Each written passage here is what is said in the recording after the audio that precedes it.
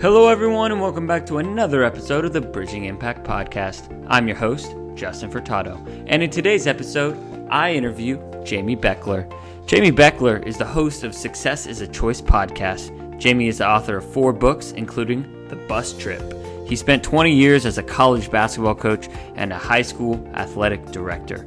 Bechler now works with high-level organizations and sports teams, helping them maximize their potential in the area of leadership, culture, and teamwork. In our conversation today, we talk about all 3.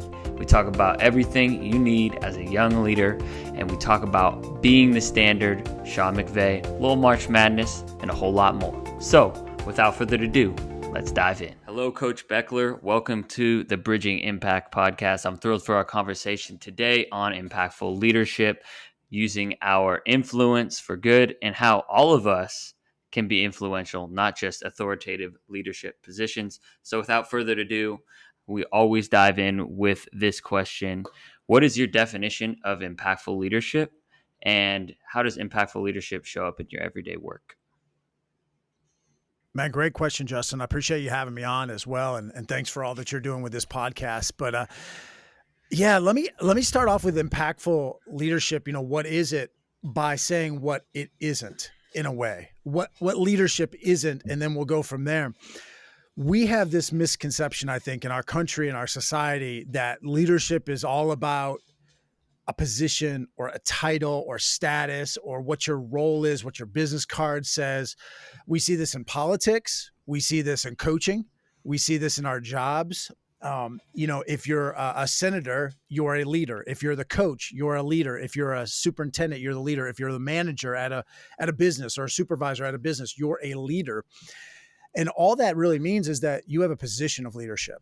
You have some status, you have some authority, but that doesn't make you a leader. And so I think it's, first of all, important to understand that just because you have these titles or positions or some kind of a status, it doesn't make you a leader. It just gives you a position, status, or authority. A real leader, or as you say, an impactful leader to me, is somebody who makes things better, who takes people from where they are to where they need to be.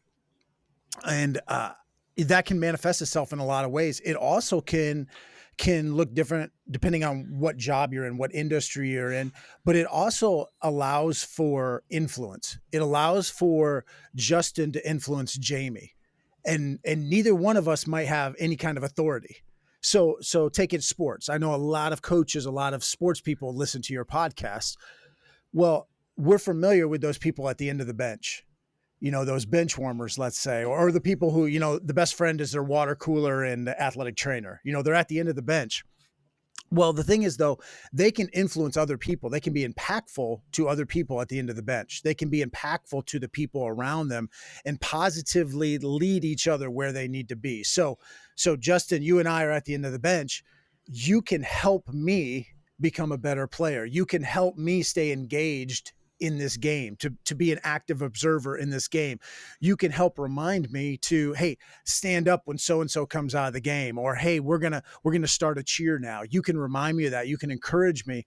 So you can take me from where I am sitting there being bored, woe is me that I'm not playing. And you can help remind me of where I need to be, what I need to be doing to help the greater good, to help this team, or to make myself achieve a goal that I want, which is maybe to play more, which is maybe to be a better teammate or be a better player. Well, that starts with doing those little things. So I said a lot there, but real impactful leadership is just helping people go from where they are to where they need to be and making things better. Absolutely. Yeah. So taking people from X to Y to accomplish Z. And I'd love to dive into that a little bit more. Like what examples do you have of coaches taking, this is probably, March Madness is probably the perfect time of taking a team that maybe is, seated lower or has a higher seating. They're the underdogs, but the coach is taking them, having them believe in their team to go and beat, some of these teams that are higher ranked. I'm curious, if you could expand more on, coaches in general and leaders in general, taking, players, teams from point A to point B. Yeah, leaders are dealers in hope. Leaders have to be believers. And I think it was Dabo Swinney, the Clemson football coach, said, you know, I'm not an overachiever. I'm an overbeliever. I believe so much in our guys. And I think that that's so true for a true leader or coaches, as we're talking about right now. If you want to overachieve, you have to overbelieve. You have to believe so strongly in your people. You have to see things maybe they don't see, or at least see how they can get to a place. You have to have this vision of what they can be, but also not just the vision of what they can be, but also the vision of maybe the clear path or how to take them to where they need to be. Maybe they can't see where they need to go, but they also don't even know how to get there. And so you're trying to be an overbeliever for your kids, for your athletes. And we see this all the time. You mentioned March Madness. We see this all the time. You don't see an upset in March Madness from a team that doesn't have confidence, in a team that doesn't believe. And so that starts with the coach. Does the coach instill that belief in the players? And a lot of times, you hear this all the time from announcers. It's almost like they expect the lower seed to be starstruck by these Power 5 conference teams or these stars, these guys that are one day playing the NBA. But that's not the case most of the time. It's not like it's a junior varsity high school team playing against Duke, playing against Baylor, playing against Gonzaga. These are guys that grew up playing summer ball with these guys. They think they're every bit as good. They just might be an inch or two shorter, or their vertical jump might be an inch or two, lower.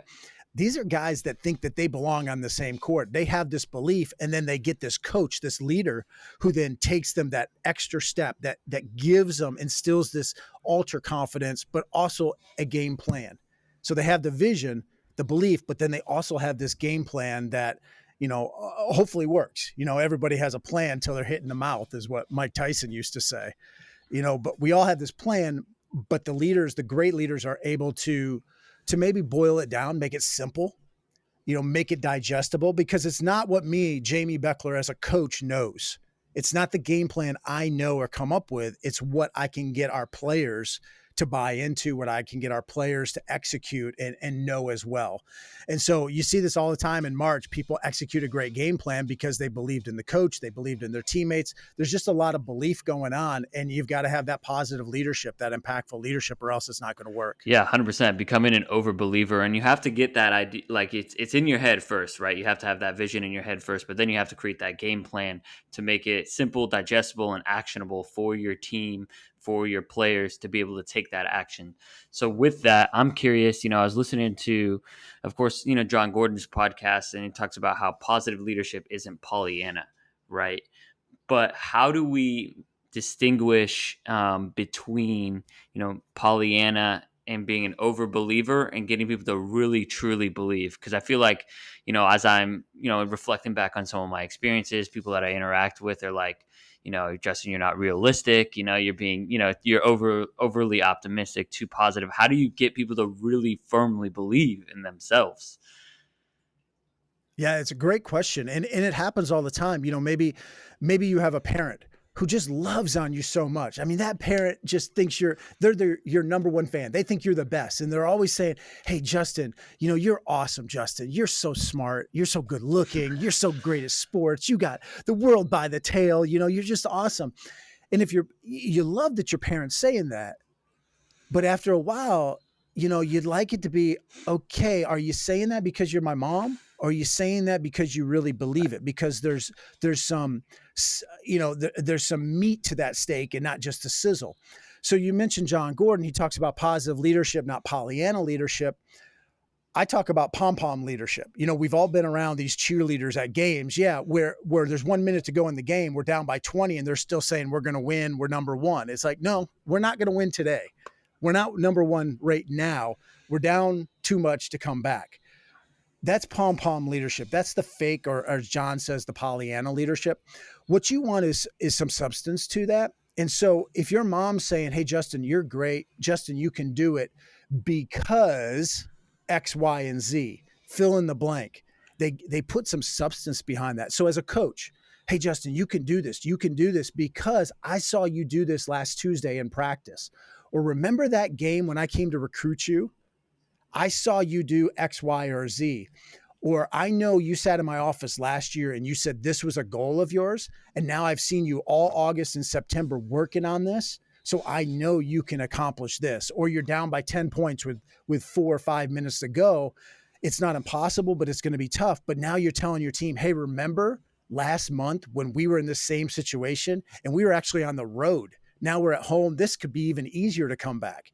So you're being positive, that positive leadership, but you're giving some substance to it. You're giving some context. You're giving some example and evidence of why we can do this. So you're not just over believing. You're not just a hype man, a fake hype man. You're somebody that really has some substance behind what you're saying. And so I think that's the difference there between that positive leadership and that Pollyanna leadership is you're giving substance and you're giving reasons why you can achieve what I think you can achieve.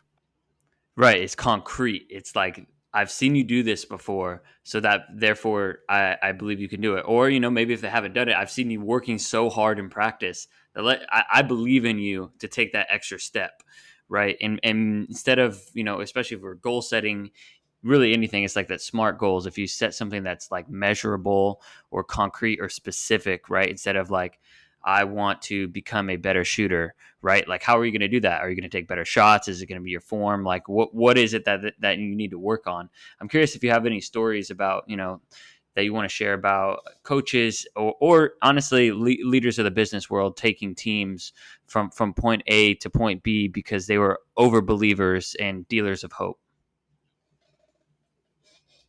Yeah. Well, honestly, almost every team that you see be successful in the long term, maybe not in the short term, but in the long term, those are people that believe strongly in the people that they're bringing into their program.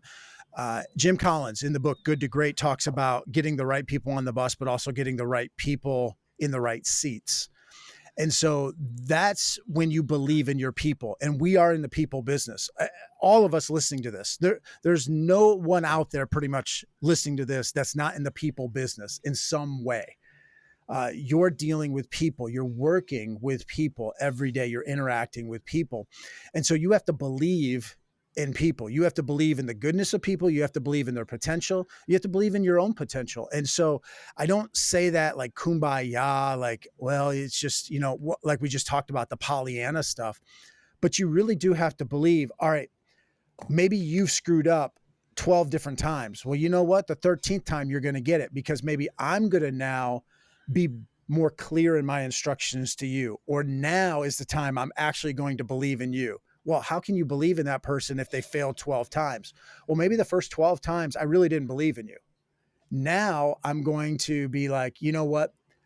I was wrong. I really didn't think you could do it, or I set you up for failure. And we do that all the time as coaches. Maybe it's I was a basketball coach for a long time. Okay, I don't know how many times I would bang my head against the wall being like, man, Justin can't dribble with his left hand. Justin's killing us. Well, maybe I should have stopped running plays where Justin has to dribble off of a ball screen with his left hand. Maybe I should have put Justin in positions where he could be successful and maximize his strengths. So sometimes we don't show our belief in somebody because we don't put them in positions to succeed. We don't prop them up and help them and equip them, enhance them, enrich them, give them the means to be successful. So maybe that 13th time, I'm going to say, you know what? I haven't done my job. I'm going to start being more responsible so I can help Justin be successful. Right. Yeah. Because you have to have the right people on the team first. But then again, all of us have different strengths, right? Like even as coaches, right? And assistant coaches, we have to, put our minds together to utilize each of our strengths. Maybe some of us teach the rebounding drills and we understand how to box out better than others, and others understand shooting form better. It's the same with our players. Some of our players are going to be better dribbling off the ball. Some of them will probably need a screen to get them open, right? And I think finding that as a leader, you have to be intuitive and be able to listen. I'm curious, getting people to shift their mindsets, because I think a lot of times, and we live in the microwave society, or the Instagram society, however you want to talk about like a lot of short term like things. I want the highlight now, right? But you mentioned long-term development at the beginning of when you were talking. I'm curious if you can expand on how do you get players and even other leaders and even yourself not to like focus on the short term Instagram wins, but the long term life wins. It quite honestly, it's very Yeah. tough. It's very tough to do that. It's tough from a personal standpoint, Yep. but it's also tough because you're right. From a professional standpoint, because we want things now. But even if we've reconciled it with ourselves, even if we're good with seeing long term, and I'm going to be patient, well, maybe the people around us aren't patient, and maybe that's our boss. And we see this. You mentioned March Madness. I think athletic directors are doing a huge disservice, or a lot of athletic directors are shooting themselves in the foot, are doing a terrible disservice because they're not being patient with coaches. And then that's then forcing, or it's leading to coaches cutting corners or coaches feeling the pressure. And so then they treat athletes differently. They treat athletes wrong. They don't lead the way they should because they're feeling pressure, because the AD has put pressure on them. And the AD might say, well, that's because the chancellor or the president, or at a high school level, the principal or superintendent or the booster club or whatever has put the pressure on. Somewhere it's got to stop. You look at Coach K. Coach K is retiring now. Well, he won barely 10 games a year for his first 3 years. He had a losing record his first 3 years. He'd be fired today. I don't know how many SEC, 4 or 5 SEC basketball coaches have just been fired in the last couple of weeks. Coaches are fired all the time after only a couple years, and some of them with NCAA tournament appearances on their records. So as a society, as a culture, we are the microwave society. You're right. And I don't have an easy answer for that, other than each person has to step up and say, hey, we're going to do what's right, and we're going to see this through. But you know what? It happens. But all we can do is take care of our own house and try to hope that example rubs off on others. Do what we're supposed to do what's right. And, if we end up getting fired for that, or we don't see the results as quickly as we would like, then we need to be able to sleep well at night. And I know that doesn't help pay the bills. Right. I know that that's not great advice sometimes, but we have to decide. It's Simon Sinek that says, know your why. But essentially, we have to decide what we're going to be about as people. What am I going to be about as a coach? What am I going to be about as a bank manager? What am I going to be about as a third grade teacher, in a public school? And if what you're going to be about is about the people, then you know what? You got to make it about the people. And if you don't see the promotion, the bonus check, if you end up getting fired for some reason, then, so be it. And I know that's tough. That's tough to say that sometimes, but you need to decide what it is you're in this for. What's your why? And then you work backwards. What's the end? You got to keep that end in mind, and then work backwards, reverse engineer it, because you've got to figure out, what do I want to be about? What do I want my team to look like, my program to look like, my business to look like, my classroom to look like? And then everything you're doing is working toward that. And as a coach, a young coach, I didn't do that. I was a head coach, NCAA Division III head coach at the age of 27, very young to be a head coach. And when I became a coach, I wasn't thinking about the future. I was thinking about, one, I've got to prove that I belong. I'm a young coach, so I got to prove this. And number two, I was kind of trying to prove that I was worthy of being a coach, that I was smarter than everybody else. And so what you essentially do is you're living short term. You're making short term decisions. And it was only after they allowed me to go elsewhere, after I got resigned after 4 years of being in that coaching job, did I realize that it needed to be about the people, and it needed to be, no matter if I was fired or winning championships and coach of the year honors, I was going to do things the right way, as opposed to just trying to be right. Too oftentimes I was just trying to be right. I wanted to get my way. I wanted our program to look good, so I looked good. I wanted to be right, as opposed to doing what was right. Yeah, no, there's a lot of wisdom that I want to unpack there. But since this podcast is specifically designed in mind from bridging impact from one generation of coaches and leaders to the next, I want to kind of expand on how, put yourself back when you were 27. Could you expand a little bit more and in detail about kind of the mistakes that you were making as a 27-year-old coach, and like, what would you tell yourself now, and how would you do it differently?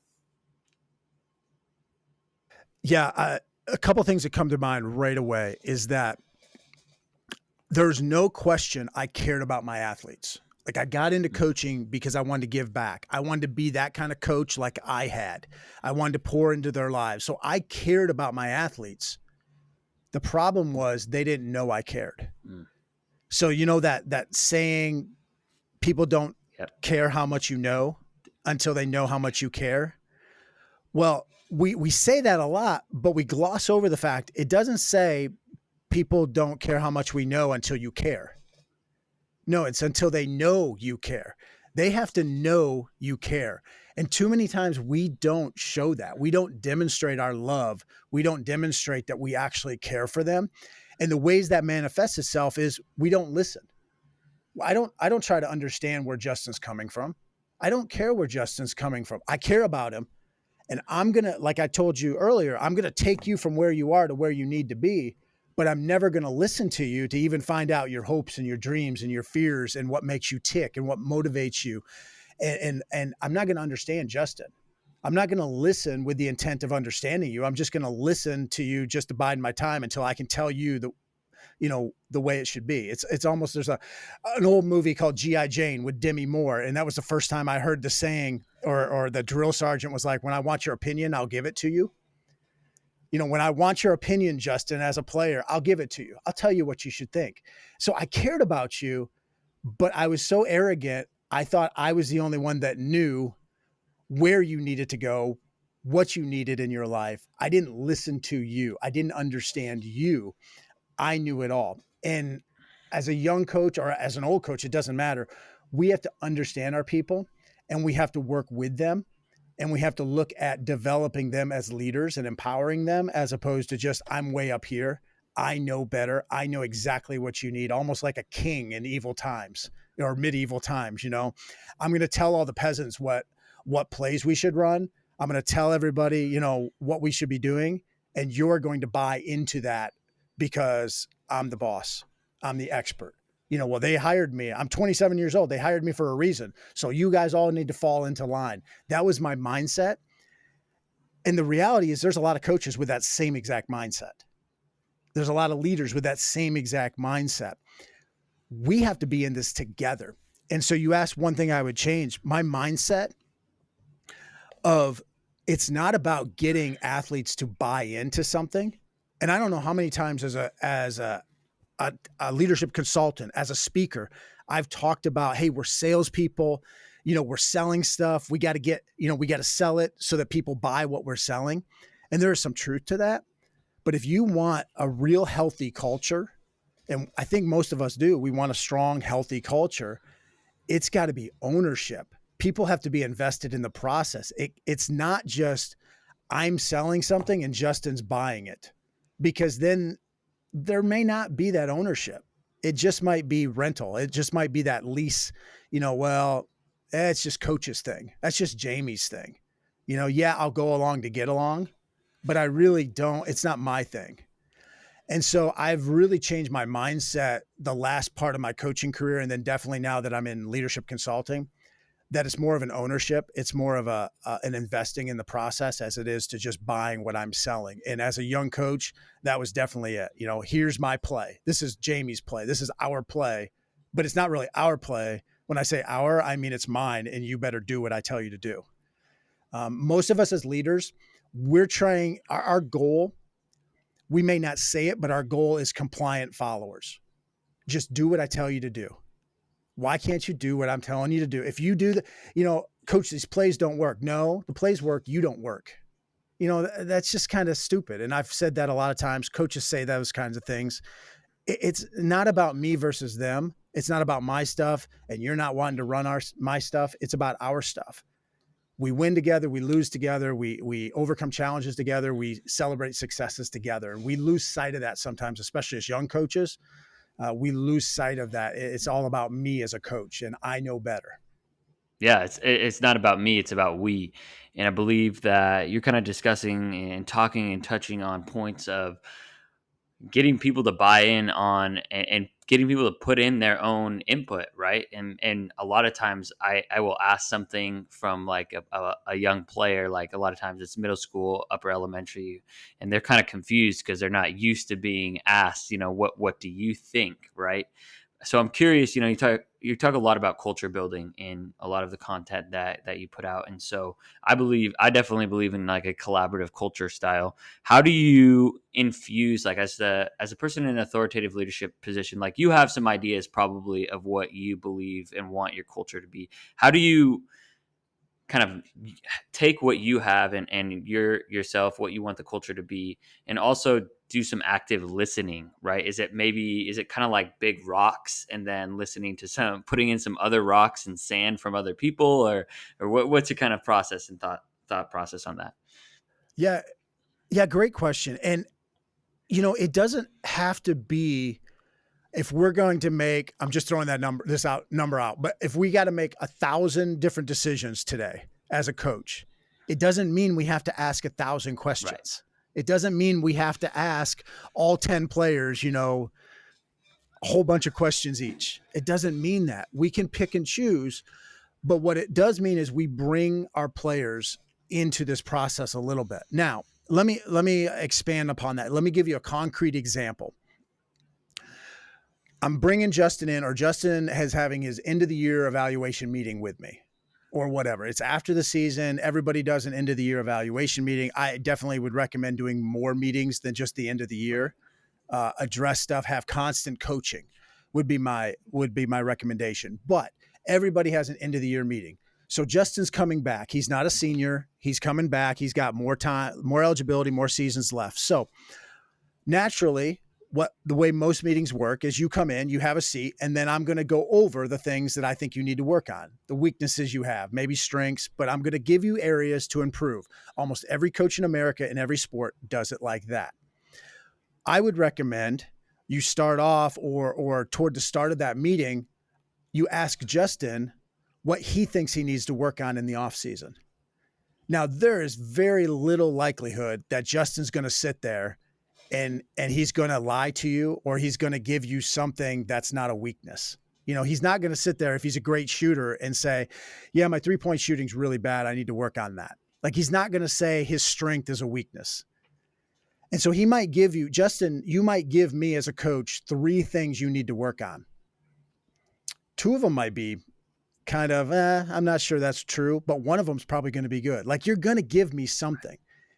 And hopefully all the things you give me are going to be something that was on my list. So now it becomes Justin's ideas about what he needs to work on, not Coach Bechler's ideas. So that's a small example of, all right, that's something that you can kind of delegate off onto the player, or you can ask the player for input and feedback where there's not a lot of danger of them giving you something you can't use. Now, 3 seconds to go in a game and you need an out of bounds play, and you ask a kid who hasn't played the whole game, hey, what play should we run right here? Well, you're setting yourself up for failure. Chances are he hasn't been paying attention. He probably doesn't know your plays if he's at the end of the bench. That would not be a time to be collaborative, at least with certain people. Now, if you have a star player and you want to ask them, hey, you're going to get this shot. The question is, what shot do you want? Which play do you want us to run for you?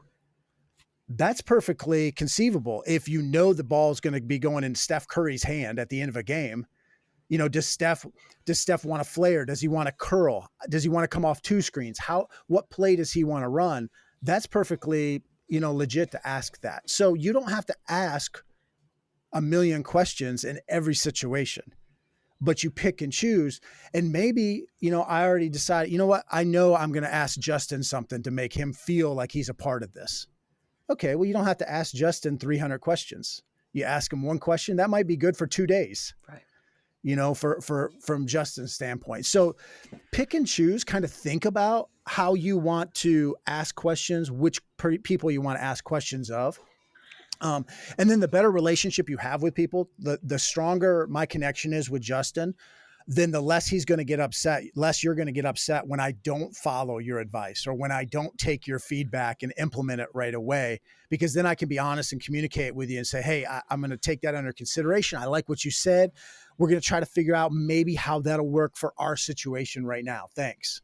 Now if you and I are always at odds with one another, always butting heads, well, I'm going to take your feedback, not do it. And then you're going to say, see, coach is a jerk. Coach doesn't listen to us anyways. Coach doesn't care.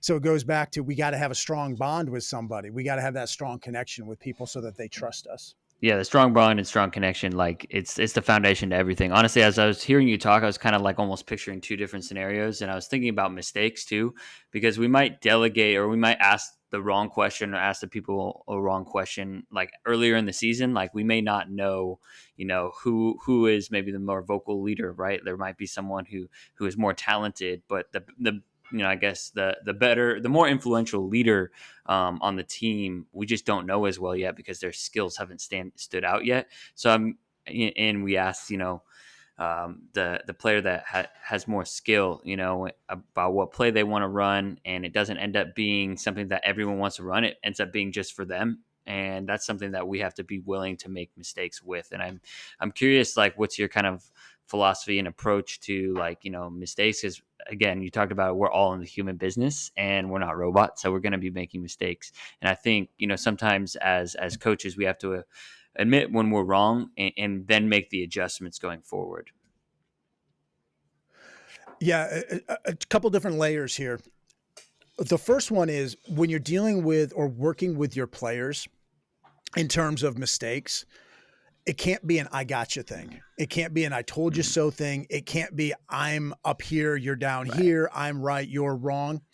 It can't be that, even if that's the case. Even if it's true, that doesn't help you have a healthy culture. And that doesn't help your kids. It doesn't help your people to progress and be better. It doesn't help your situation be better. Every mistake is a learning opportunity. And you have to have a very strong ability to have patience. It's like, for those listening that have actual kids of their own, I have a 12-year-old. Well, how many times have I told you X, Y, or Z? Okay, well, you know what? I've got to be patient with them. I can't go off the handle and slap them across the face or kick them in the butt, literally, or yell at him every time he doesn't do. He's learning. He doesn't know this stuff. Now, as a 12-year-old, he thinks he knows it all, but he knows nothing. But I have to be the adult. I have to be the patient one. I have to be the one that helps him learn this stuff, because where else is he going to learn this? So mistakes have to be viewed from the framework of it's a learning opportunity. The second part of mistakes, as you were talking there, I started thinking, or you mentioned it, is as leaders, it does not matter whose fault it is. It does not matter whose fault it is. It is my responsibility to find solutions and to lead us forward. We see this repeatedly in politics. We see this repeatedly in business. We see this repeatedly in coaching situations. Well, it's their fault. It wasn't my fault. It wasn't my fault that that kid did a boneheaded, turnover at the end of the game that cost us the game. It wasn't your fault, but it was your responsibility to prepare them so that the likelihood of that happening was minimal. And it definitely is your responsibility now moving forward to help them in case another situation arises like that. In politics, government, I don't care whose fault something is. We're going to go down with the ship. We're all going down. We're all sinking. We're all drowning if we don't find a solution for something. If we don't find a way to keep this boat afloat, if we don't find a way to fix the boat. So it's not just to keep it afloat. That's the first, let's fix the symptom. Let's salvage this. But then how can we move it forward to get to shore? So we're not just out in sea for the rest of our life, so we're all going to drown together if we're worried about whose fault it is. And we need to do a lot less finger pointing and a lot more thumb pointing. It needs to come back at us, not because it's my fault.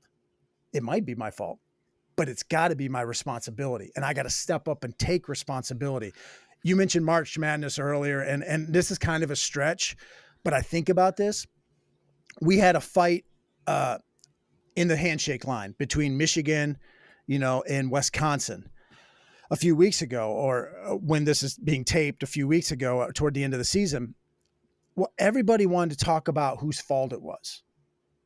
But what we weren't talking about was whose responsibility is it to make things better. There were so many opportunities for coaches to pull their own people away, to make the situation better, to walk away. But we gotta stand up. We gotta have ego. We gotta let our pride get in the way. Yeah, there's the assistant coach for Wisconsin got hit by Juwan Howard, the head coach at Michigan. Well, I contend that assistant coach should have never even been close enough for Juwan Howard to hit him, because that coach should have been worrying about getting his own players out of that situation, getting a head coach away from that. He shouldn't even been close to the head coach of Michigan. He should have been worrying about his guys and doing what's right. And we don't do enough of that. We're all about blame. We're all about fault. We're all about who gets the credit and the praise. No, we're all in this together. And the more we can start getting that mindset, then the better leader we're going to be. And the better leader we'll be, the better people we'll have around us, and the better people we'll have around us. Now, this is going kumbaya on you, Justin, but the better people we can help develop, then one day our communities are going to be better. We're going to have better business people, better educators, husbands, fathers, mothers, wives, that kind of stuff in the future. But if we keep showing an example that's not a very good example, then the next generation of leaders is going to do the same thing we're doing, which is not taking responsibility for actions. That's actually something I, as a young leader myself, I'm realizing is so important for leadership, is to take responsibility. And whenever I listen to the great coaches, like I'm here in LA, I'm actually a big Sean McVay fan, and he's always taking responsibility for everything, right? Like all the interceptions, like everything is his fault, even though like he is not the one throwing the ball.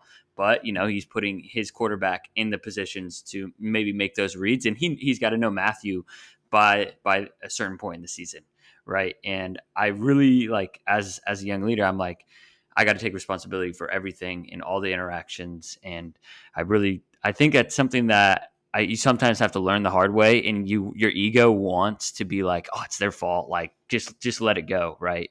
And that is honestly the biggest difference between just being someone who doesn't have influence and taking responsibility. I feel like makes you more influential, because they're like, oh, okay, that guy or girl is going to take responsibility for that. So I'm curious, like you talked about the handshake lines, you have something. So I was going to have you touch on character a little bit too, maybe after your point. Yeah, well, this will probably lead into your next question, but you mentioned Sean McVay, and sometimes he'll say the standard is the standard, things like that. But as coaches, as leaders, too many times we set the standard, but we don't model the standard. We don't be the standard, so to speak. We just set the standard, meaning we tell everybody else what the standard is, but we don't do it ourselves, or we're not showing that ourselves. Hey, Justin, hey, in our program, man, we stay composed. We stay cool, calm, and collected. Next play, we move on. But then when the referee makes a bad call, I'm going crazy. Or when Justin makes a turnover, or he makes that throws that interception, I can't let it go. Well, we're not the standard. Oh, we talk about team, but everything's about me as the coach. I get the glory, or I'm not letting my assistants coach, or I'm the first one in line, or whatever it is to eat, or I'm too good to carry a bag, or I'm, this, or I'm that. We set the standard, but we oftentimes don't model the standard or demonstrate that standard. Yeah, model and be the standard. I love that. And so, yeah, I was gonna. My next question is about character, and I believe that character is so important, especially like for me and thinking about like developing athletes. You want to develop better people too. And so, I'm curious, what are the fundamentals of characters in your eye that you in your past and now as a leadership consultant and in the past as an athletic director and a coach, what are those pillars of character?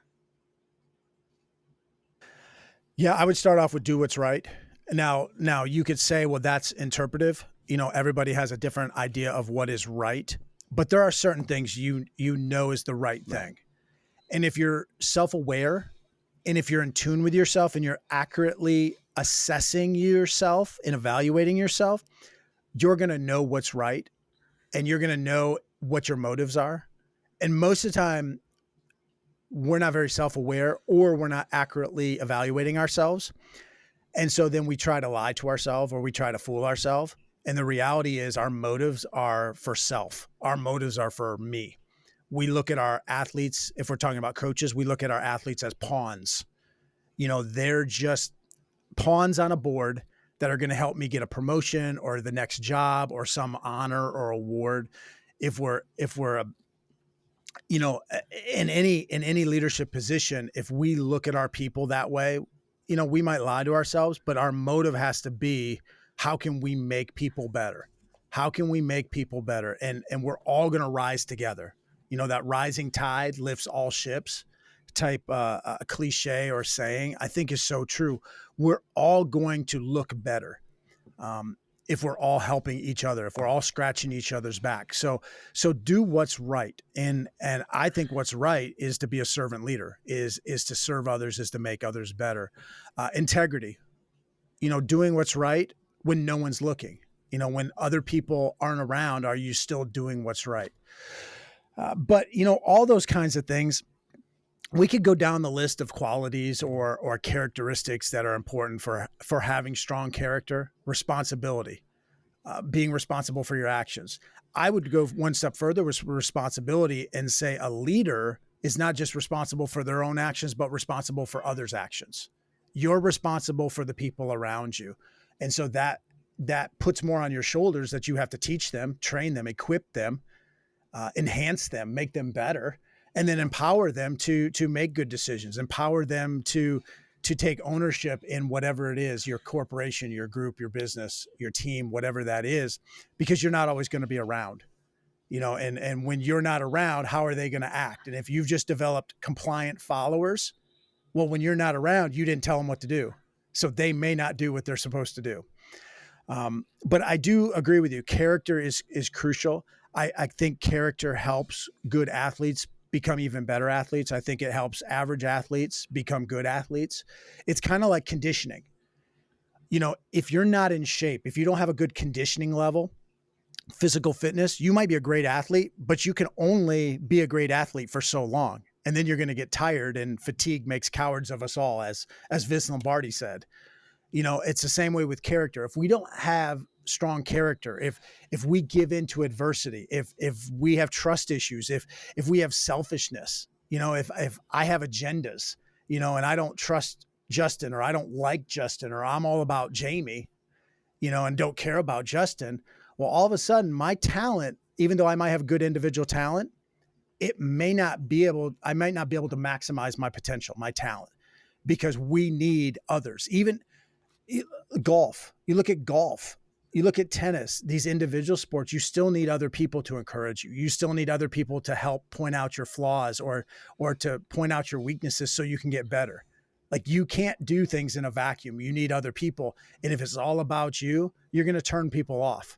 And so I just think that that's so important, that the stronger your character is, the better your character is, then the better you're going to be able to utilize and take advantage of your athleticism or your talents from a sports standpoint. There's so much gold there. I identify with servant leadership too, and I think that's why I've kind of got into coaching. Is like I had such a positive experience with sports, and I didn't even play in college, but I wanted to give that back, and I want to serve the next generation of athletes and humans coming up. And I think you also made a good point about teaching. Of course, as coaches, we're responsible for our team, right? But also teaching them to be responsible for each other, right? Because when we're not in a room, like you were talking about, how are they going to act? How are they going to live out the values that we all talk about together? So there's so much gold there, and I want to be mindful of our time. We probably could keep talking all day. What advice would you give? And you've touched on it a little bit, but distilled advice to young coaches. And then where can people find you and all the resources that you put out? Yeah, we've kind of hit upon that advice, but to kind of boil it down, it's not about you. Most of us didn't get into coaching because of the paycheck, because it's going to make us rich. there might be a few of us listening to this that got into it because we want to, be on TV or be famous. But most of us got into coaching because there was a coach that poured into our life, and they didn't do that because they were selfish. They drove us to practice, or they stayed, arrived early, stayed late. They did extra stuff. They spent money out of their pocket when they were only making $3,000 in a stipend for the year. And they spent $7,000 out of their own pocket on the year, for different things. That's why we got into coaching, was to help people. And we need to remember that, but it's not about us. It's not about what we can get out of this. It's about what we can give to others. And so I think that that's important, but just not worried about who's right, not worried about, okay, that kid did this, so that's going to make me look bad. No, that kid did that and it made him look bad. And I don't want him to look bad. I want him to have success. I want him to have a great experience. I want him to enjoy this. That's what it's about. What can I do to help all these people? And that includes that last kid on the end of the bench who, like I said, his best friend is the water cooler and the athletic trainer. The kid that can barely walk and chew gum at the same time. How can I make them better? How can I make them feel a part of this? How can I add value to them? I want to give you a little story, a story kind of to end this and, or make that point. I was in junior high. So you deal with a lot of middle schoolers, which is awesome because that is where people are developing the most. Like that's where you're learning stuff. And so I'm in 7th grade, and my buddy Bill, we're friends. We have this group project, or a 2-man project in class. And so Bill is a screw up. Bill is your typical druggie. He's already into drugs a little bit. He's a loser, essentially. He's a burnout, but he's my friend. All right. We throw the football together. We play GI Joes together, whatever. He's my friend. Well, he does a great job on this project. We jump right into it. He does a great job. We turn it in. The teacher turns it back to us. I get an A. Bill gets an F. Okay. I remember the teacher saying, Bill, there's no way you did that work, because I know you're an F student. Jamie's an A student. I know Jamie must have did that. He was helping you out as a friend. Okay. Fast forward 5 years later. 5 years later, Bill kills a couple people, 1st-degree murder, goes away, life in prison. Okay. No crystal ball here. I have no idea what would have happened if he had gotten an A like he deserved. Like, I'm not saying his life would have been totally different, but I know for a fact, 100% fact, that there was one time in Bill's life where somebody in a position of leadership, somebody in authority, had a chance to catch him being good, had a chance to add value, had a chance to tell him, hey, you're significant. You have value. You mean something. You're special. And they failed.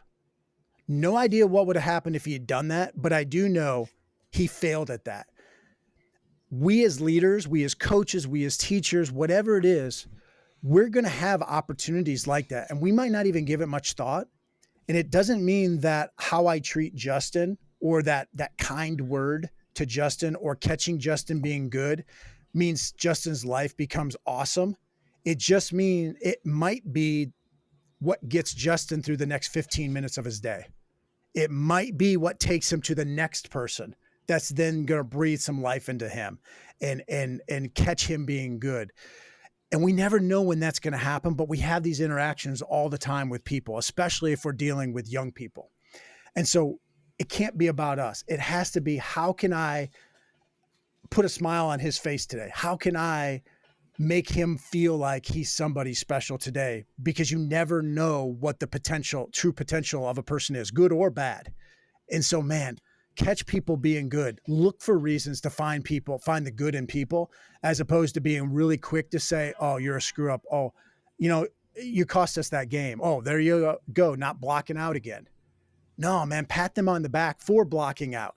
It might be the one time that they blocked out that whole game, but find ways to inspire them, because, all right, let's be real. As a husband, I'm supposed to pick up my socks. The carpet, my floor, is not an extra shelf. Okay. I know I'm supposed to do that, but you know what? It's a little inspiring every time my wife pats me on the back and says, hey, thanks for picking up the socks today. She doesn't need to do that because I'm not supposed to do that. My dirty, holy socks don't go on the floor. They go in the trash can probably.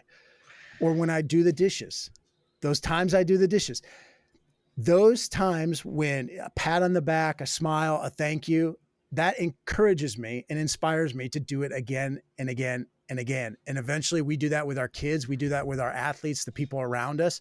Eventually they're going to be inspired to keep doing those things. I think that's the perfect note to leave off on. It's a lot of the simple and little things and finding the good in people. Like I was literally thinking about a couple of different athletes that, are a little bit more reserved that I'm thinking about that are specifically in middle school that, they're not necessarily like, they don't seem like problem kids, but they also, I don't think get the like love, nurture, and support as some of the more outspoken ones. So I'm thinking to myself, when I go in today and I coach today, I have a little bit of an agenda to find the good in them and really, pour into them. And it's even if it's the littlest thing, right? Like those little things will add up and do make a difference. So thank you so much. Jamie, where can people find, more inspiration like this? Well, if they're a twit, if they're on Twitter or Instagram, they can find me at Coach Bechler, coachbechler.com. Has all of our books, all of our podcasts, all of our articles, different stuff like that. So they can find all that at coachbechler.com or at Coach Bechler on Instagram and Twitter. Perfect. Thanks so much for your time today, Coach Jamie Bechler. I appreciate it. I learned a lot. I got a full page of notes, and I'm sure everyone that listened does. Thank you for listening to this episode of the Bridging Impact Podcast. We'd love it if you would subscribe, leave a comment and a review on whatever platform you're on. It's the best way to help us grow. We appreciate you for doing that. We'll shout you out on social media. I'd also love if you connected with me on social media. Let me know your thoughts. And this is why I do it. I want to share knowledge and wisdom from experienced leaders to people like yourself and myself, so we can have this dialogue and move forward, make an impact on the world. So stay tuned, stay subscribed. Cheers.